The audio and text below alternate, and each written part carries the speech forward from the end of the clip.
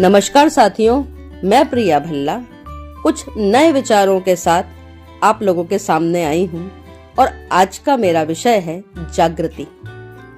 जाने कितने बच्चों को हर रोज मैं ज्ञान का उजियारा देती हूँ, पर उनके भीतर छुपा ज्ञान देखकर मैं अचंभित होती हूँ। हर बच्चा अलग अलग सोच के साथ पनप रहा है।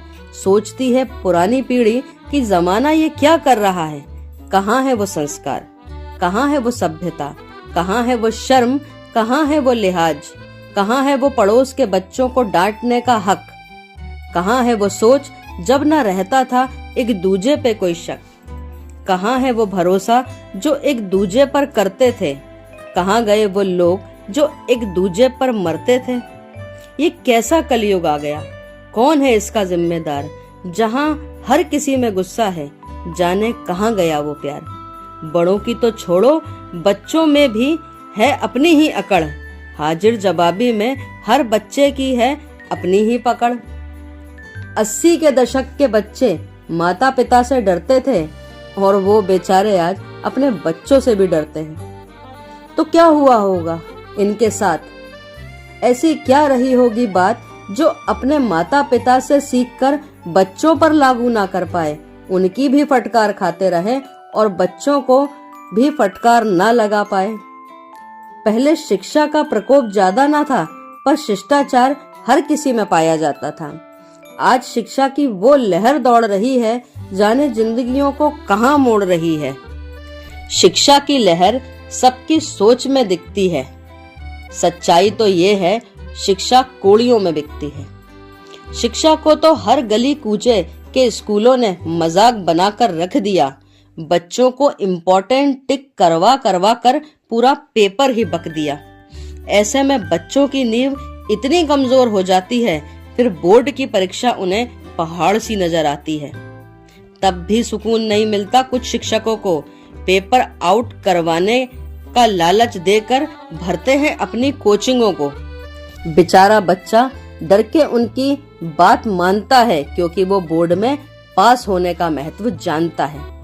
इन सब नाटकों में शिक्षा का मरण हो जाता है और पेपर लेके बच्चा बोर्ड पास हो जाता है। अब नई परेशानी, विषय कौन सा लें, क्योंकि पूरा बचपन तो नकल में लग गया, अब ये पता ही नहीं हमें आता क्या है। उसके पतन की जिंदगी का दोषी कौन है। 12-13 साल से पढ़ रहा बच्चा आज विषय का चुनाव नहीं कर पा रहा। धन्य है ऐसी शिक्षा जो मेरे देश के बच्चों को शिक्षित ही नहीं कर पा रहा। पर क्या उन बच्चों के दोषी सिर्फ वो शिक्षक हैं?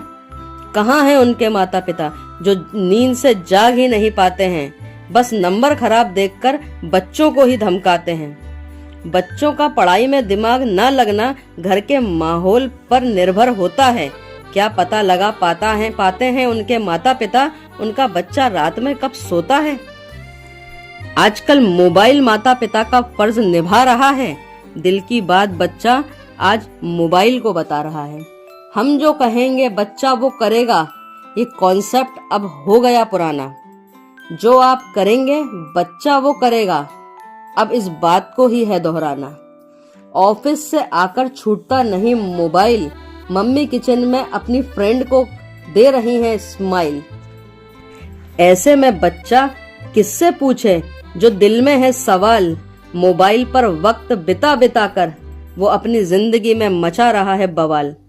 पर क्या कभी सोचा है यही चलता रहा तो हमारे देश का भविष्य कहाँ जाके रुकेगा। बचाना पाएगा कोई इस बर्बादी को जब तक कोई कड़ा कदम नहीं उठेगा। शिक्षक हो या माता पिता, सबसे यही है गुजारिश, अपना कर्तव्य ठीक से पूरा करो, तभी होगी खुशहाल लम्हों की बारिश। धन्यवाद।